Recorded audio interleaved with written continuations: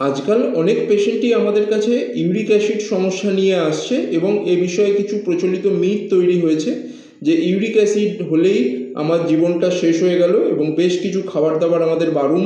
তো কি খাবো কি খাবো না এই চিন্তাতে পেশেন্টরা বিমর্ষ হয়ে পড়ে।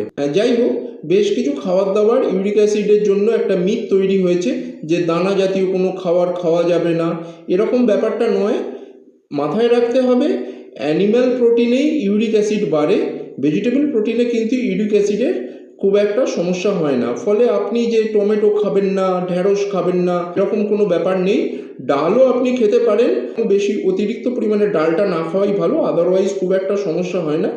তিনটে চারটে জিনিস ইউরিক অ্যাসিড পেশেন্টদের আমরা খেতে একদম বারণ করে থাকি। প্রথমত হচ্ছে সামুদ্রিক মাছ, একদম চলবে না। দ্বিতীয়ত হচ্ছে রেড মিট, একদম চলবে না। তৃতীয়ত হচ্ছে লিভার বা মেটে, একদম চলবে না।